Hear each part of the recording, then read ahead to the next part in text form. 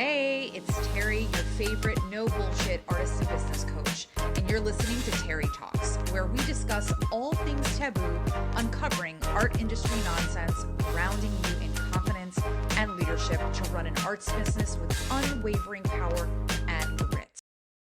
Hello, what's up? Oh my God, it's still so freaking cold in Brooklyn. It's April. I don't know what's going on, but I feel like this Easter was the coldest Easter I've ever experienced. And I love the cold, but I got the heat running. So I don't know how it is where you are, but hopefully you're a little bit warmer or at least in a warm place. So I've had this on my list of things to talk about for a while. And it's definitely something that my clients have struggled with, you know, on their journey to becoming an artist in business because it's not something that just happens overnight. So I want to talk about how to become a savvy artist. I deal with clients who are onboarded with a sense of like, I want to understand how I am as an artist in business. I want to know what it takes to show up as the major decision maker, the leader, the expert.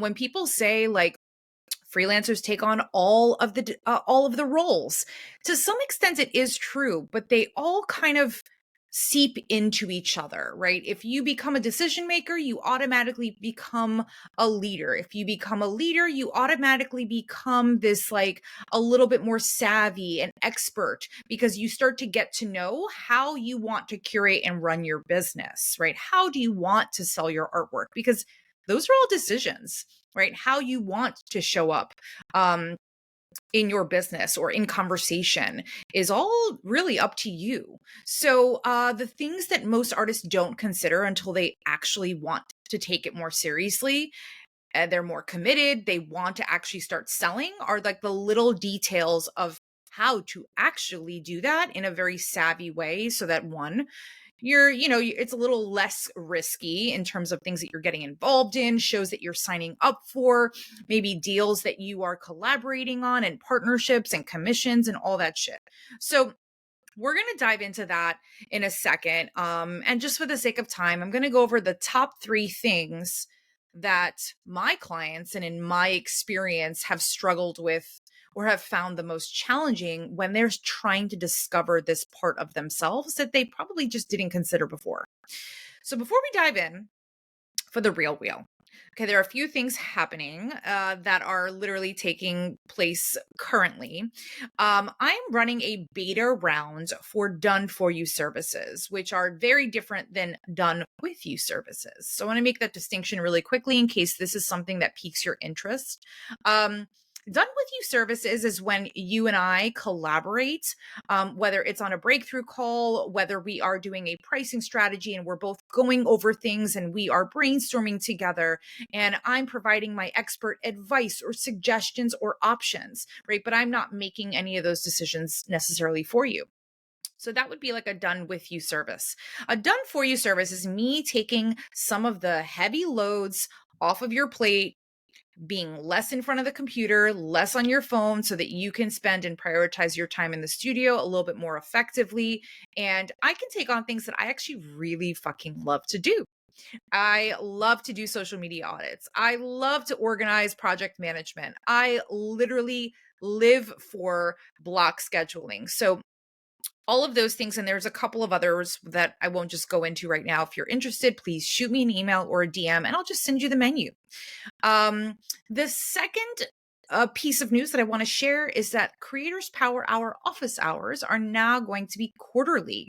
I like to say seasonally. They're going to be, the next one is going to be in June, and then it'll hop over into the fall. So only 10 spots, which means that these are going to be a little bit more in demand because they're only going to happen quarterly. So those are some options and ways for you to work with me that might be within your budget. I, make it a point to do an annual investment every single year that is up in the thousands because I know that my business is growing.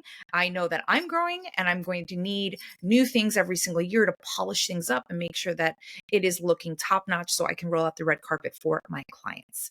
So I would love to work with you if you're at that place in your art career where you truly just like want to discover, solidify, and actually expedite your arts career.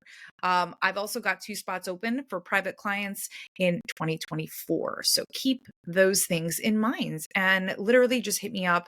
No pressure, no weird sales tactics. My business ethics are solid, baby.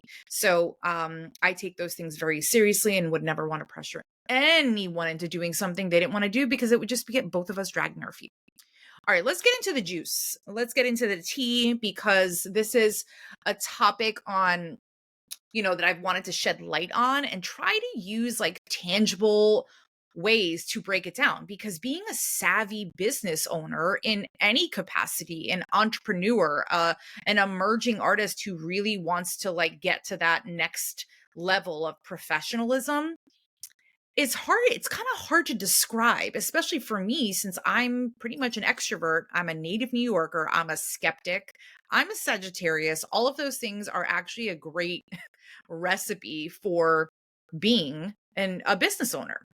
But I want to easily break this down for someone who is, you could be in a place in your life where you're like trying to figure out, how do I become that person? Like, how is it inside of me? Because it lives inside of everyone, especially when you're even considering like being an artist. It's definitely inside of you already. If that's peaking, if that's, you're being perked up by something about that.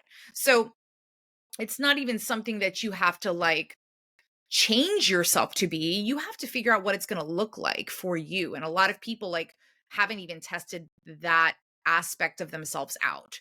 So this idea of being business savvy is going to take you quite some time because you may be business savvy one year, you may kind of transform into someone else the next year. You may, it's all based on the experiences that you've had, and that stacks up to really develop your sense of being a leader. So here are the 3 things I managed to break this down into. The first thing is leadership. And I know I use that word a lot, but it's understanding that in order to run a business, you have got to fucking stand up for yourself. You've got to step up to the plate. You've got to step up on those stairs that are going to make you taller and make you reach further because people believe your grit and you believe your grit. That you fully understand, right? Not just that you're going to play this role, but you're going to be this person, right? I don't play the leadership role. I am a leader in my industry. I don't just try, I do. And I believe that. When I'm leading this conversation, I am leading negotiating, I am leading and proposing something. I'm the one who's stepping forward first. It doesn't matter what's happening in the room. So that's the first thing I think that my clients have had to like step into. What do I look like as someone who leads the room? What do I look like when I step outside of my studio, my comfort zone, and I'm introducing myself? Am I using direct language or am I using like iffy language, like I don't really know who I am or I'm not really quite sure, right? So people aren't necessarily going to believe you because you don't believe that what you're doing is serious. The second thing is, and these all flow into each other, these all melt into each other. Okay, it's sort of this like melting pot. Advocacy, because no one is going to fucking do this for you. No one's going to do this part. It has to be you.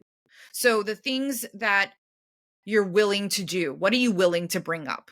What questions are you willing to ask? What probing questions do you need to ask when a gallery approaches you and they say, here's the contract, just sign, right? And they just expect that you're just going to sign it and you're not going to read the fine print. And I've seen artists get into situations where they have exclusive rights to these 5 paintings for the next 6 months. And they're stuck in these commitments because they didn't actually read that stuff. They left it to who they thought was the expert. But so are you. So advocating for yourself is not being bitchy. It's not being bossy. It's not being annoying by any means. It actually shows that you care and that you know what's up. When I advocate for myself, people then start to, oh, she knows what she's talking about. Even if I fucking don't know what I'm talking about. I know that when I ask questions, I am gaining power by just stepping my foot in and asking those questions and opening up that door to be like, actually, I have more things that we should discuss. Right. So it's when I get those responses, I automatically feel more confident, right? Because information is power. So are you willing to negotiate and advocate for yourself? That automatically will make you a leader. Okay. And the last thing that I want to go over is that you're the expert. And I mentioned that word a couple of times. You are the expert. You know your artwork more than anyone else. You've spent years with these materials. You have had the most intimate relationship with your artwork. So your potential art buyers are looking to you to help them discover that love. They're looking to you to understand, where these memories came from, where these images came from, how you moved in the studio. And when my clients, are resistant to showing up on Instagram or don't know what to show on Instagram, people just want you to crack that door open just a little bit so that they can, take a peek into your world. You're the expert. You're the educator, right? The know-all of your art. You're the one that brings them on a journey and gives them the experience of buying. What does that look like? So when a client, and a potential art buyer approaches you and says, hey, I really love this. Like, what size is it?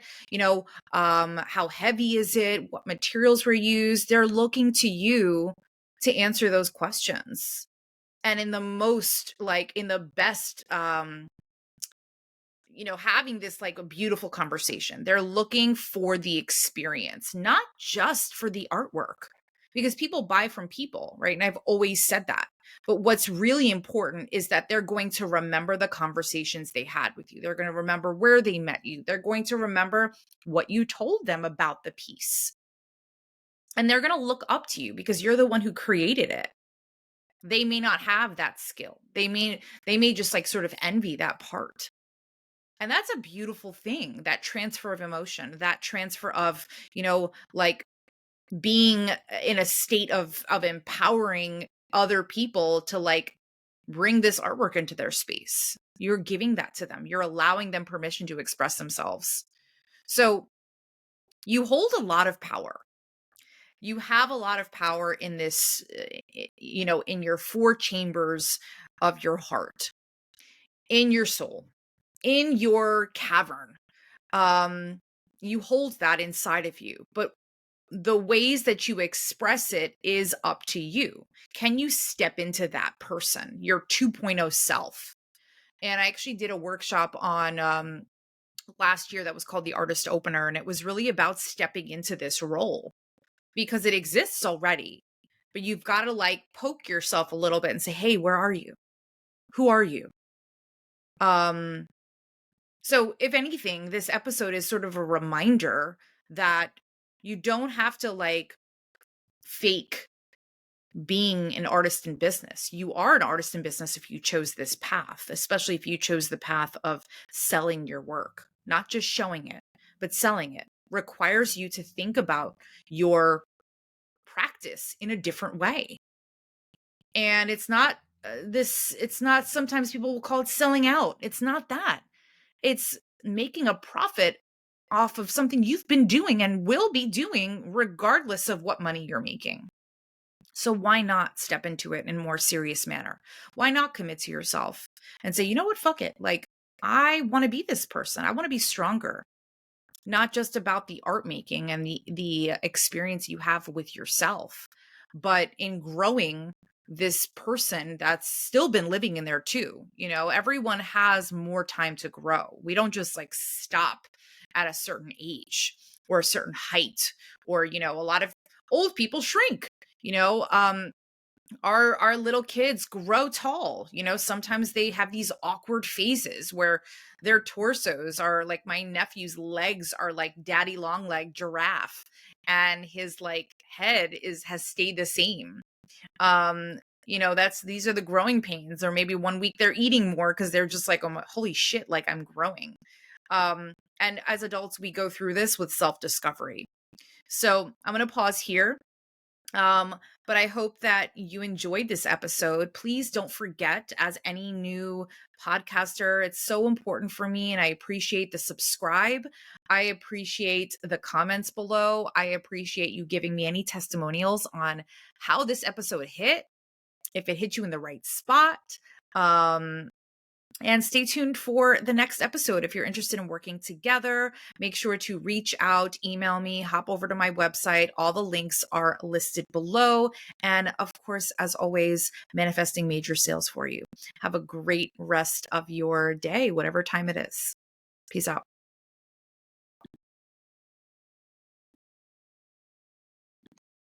Thanks for listening to another unfiltered episode of Terry Talks. I've also got some free resources on my website that will help make your life a lot easier as an artist in business. You can also check out my services or apply to work together. Before you go, don't forget to hit the subscribe button and sign up for my newsletter for more art industry information. See you on the gram.